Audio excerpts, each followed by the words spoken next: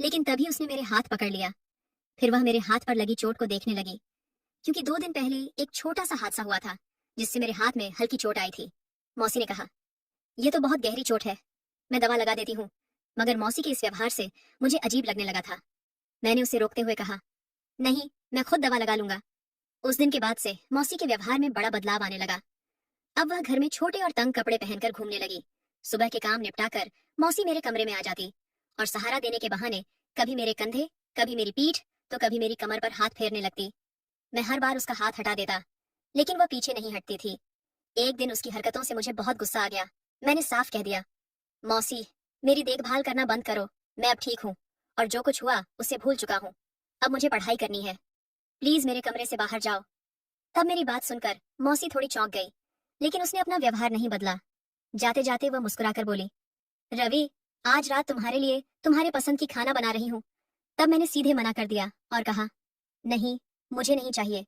आप मौसा की आर्थिक स्थिति देखते हुए खाना बनाओ। उन्होंने मुझे यहाँ रहने दिया, यही मेरे लिए बहुत बड़ी बात है, और मुझसे इस तरह की फरमाइश मत करो।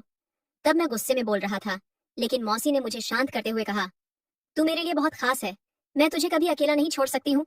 इतना कहकर मौसी कमरे से बाहर चली गई। रात को जब मौसा घर आए और टेबल पर खाना देखें तो गुस्सा हो गए। फिर उन्होंने मौसी से कहा, रीना, मैंने तुमसे कहा था कि मेरी हालत के हिसाब से खाना बनाओ। मेरे पास इतने पैसे नहीं है कि मैं किसी को भी कुछ भी बनाकर खिला सकूं। तब मौसा की यह बातें सुनकर मुझे बहुत बुरा लगा। तभी मैं प्लेट में खाना लेने ही वाला था, लेकिन उनके शब्दों ने मेरी भूख खत्म कर दिया। तभी मौसी ने देखा कि मैंने खाना की प्लेट अलग सरका दिया, तो इस पर वह बोली, रवि बेटा, तुम इनकी बातों पर ध्यान मत दो। फिर वह मौसा से बोली, यह खाना तुम्हारे पैसों से नहीं बनी है, ये रवि के घर और दुकान के किराए के पैसों से बनी है। ये सुनकर मौसा को और गुस्सा आ गया। उन्होंने कहा, अगर अब तुम इस तरह हिसाब रखने लगी हो तो ठीक है, ये खाना मेरे पैसों से नहीं बनी, तो मैं इसे क्यों खाऊंगा। इतना कहकर वह गुस्से में उठकर चले गए। तभी मौसी ने गुस्से में कहा, तुम इस तरह का तमाशा क्यों कर रहे हो, मैंने कब कहा कि तुम इसे मत खाओ। तब मौसा गुस्से में अपने कमरे में चले गए।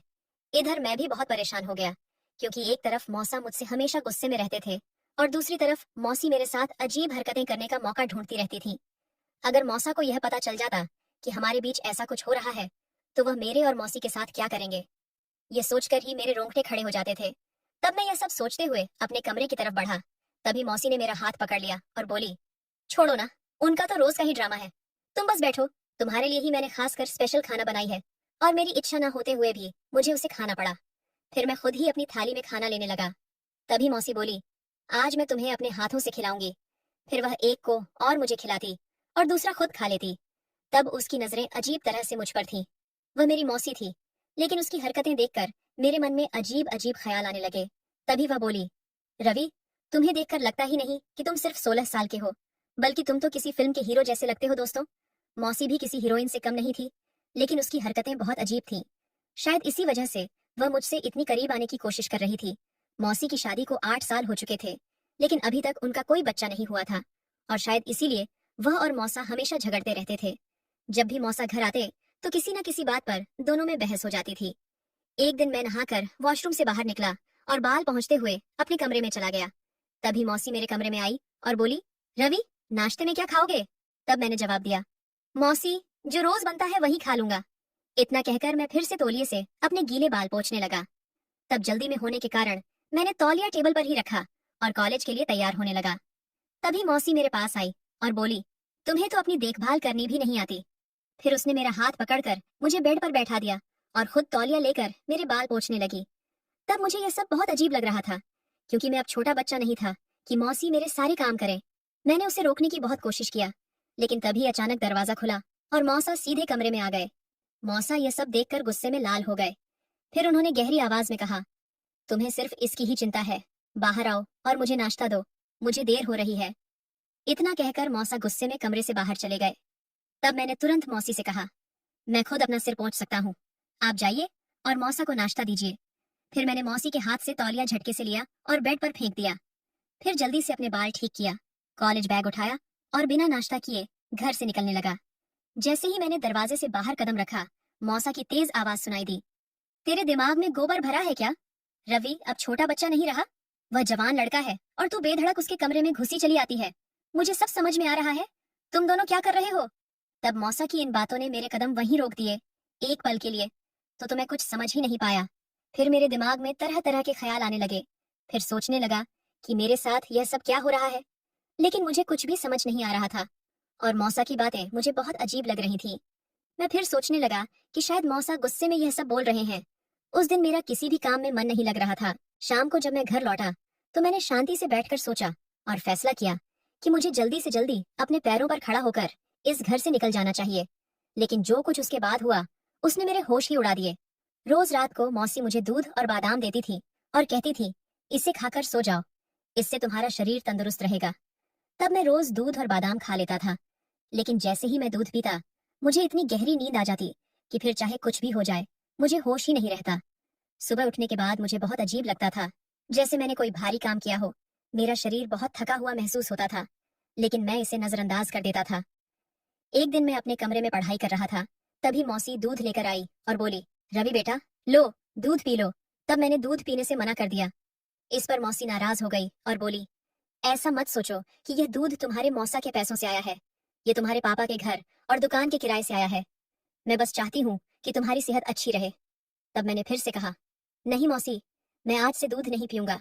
सच तो ये था कि मौसा की आर्थिक हालत देखकर मुझे दूध लेने का मन ही नहीं करता था, लेकिन असली वजह कुछ और थी।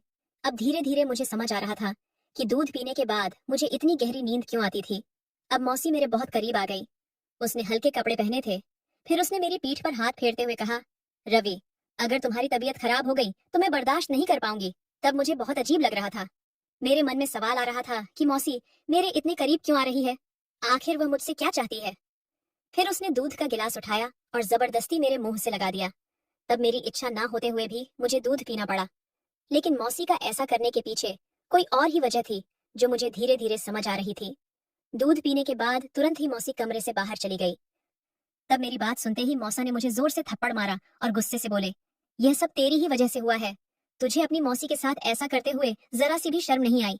यह सुनकर मेरे पैरों तले जमीन खिसक गई। मेरे हाथ पैर कांपने लगे। मैंने हिम्मत करके मौसा से कहा, आप क्या कह रहे हैं? मौसी, आपकी पत्नी है, वह गर्भवती है, तो आपको खुश होना चाहिए। आप तो इतने सालों से बच्चे की इच्छा कर रहे थे। अब जब आप पिता बनने वाले हैं तो फिर आपको खुशी क्यों नहीं हो रही और मुझ पर शक क्यों कर रहे हैं? मौसी मेरे लिए माँ जैसी है, मैं उनके साथ ऐसा कभी नहीं कर सकता। तभी मौसा गुस्से से बोले, नालायक, मैं नहीं बन सकता, मेरे पास वह क्षमता नहीं है। यह सुनकर मैं सुन्न रह गया। तब मुझे लगा जैसे किसी ने मेरे सिर पर बम फोड़ दिया हो। तब मैंने फिर से कुछ बोलने की कोशिश किया, लेकिन तुरंत मौसा ने फिर से मुझे एक थप्पड़ मार दिया। उधर मौसी अब भी कुछ नहीं बोल रही थी। फिर मौसा ने हम दोनों को अपने घर से निकाल दिया और गुस्से में कहा, अब तुम दोनों जहाँ चाहो जाओ, लेकिन दोबारा कभी मुझे अपना मुंह मत दिखाना। तब मौसी बहुत रो रही थी। उसकी तबीयत पहले से ही खराब थी और अब यह सब देखकर वह और ज्यादा कमजोर पड़ने लगी। तब यह वक्त ऐसा नहीं था कि मैं उससे कुछ पूछूं, इसलिए मैं उसे अपने घर ले गया। वहां मैंने किराने की दुकान के मालिक से कहा कि वह तुरंत घर खाली कर दे और फिर मैं और मौसी अकेले उस घर में रहने लगे। फिर एक दिन मैंने मौसी से कहा, तुम हर रात मुझे दूध देती थी, शायद उसमें कोई दवा मिलाकर और उसी का फायदा उठाकर तुमने मेरे साथ यह सब किया। अब यह बच्चा तुम्हें अकेले पालना होगा, मैं इसे अपना नाम नहीं दूंगा। उस वक्त मौसी ने कोई जवाब नहीं दिया, बस रोती रही। अगले दिन मौसीम ने मुझसे कहा, रवि, मैंने तुम्हारे साथ कुछ भी गलत नहीं किया और मेरे पेट में जो बच्चा है वह तुम्हारे मौसा का ही है। यह सुनकर मैं चौंक गया। फिर मौसी ने आगे बताया, तुम्हारे मौसा को लगता था कि वह कभी पिता नहीं बन सकते, लेकिन अगर सही इलाज किया जाता तो उन्हें संतान हो सकती थी। मुझे यह बात पहले से पता थी, इसलिए मैं उन्हें बिना बताए दवा देती रही। दवा खाने के बाद उनके पिता बनने की संभावना बढ़ गई थी, लेकिन अगर मैं उन्हें सच बताती तो वह मुझ पर कभी विश्वास नहीं करते। और तुम्हें जो दूध देती थी उसमें सिर्फ नींद की दवा होती थी, ताकि जब मैं तुम्हारे मौसा से मिलूं तो तुम कुछ महसूस न करो और चुपचाप सो जाओ। मैंने तुम्हारे साथ कुछ गलत नहीं किया, तुम तो मेरे बेटे जैसे हो। तब मौसी मुझे यह सब बताते हुए बहुत रोने लगी। फिर मुझे उस पर विश्वास हो गया। फिर समय बीतता गया। फिर मौसी ने एक प्यारा सा बेटे को जन्म दिया। फिर उसने मौसा को एक संदेश भेजा, यह बच्चा तुम्हारा ही है। अगर तुम्हें विश्वास नहीं है तो डीएनए टेस्ट करा सकते हो।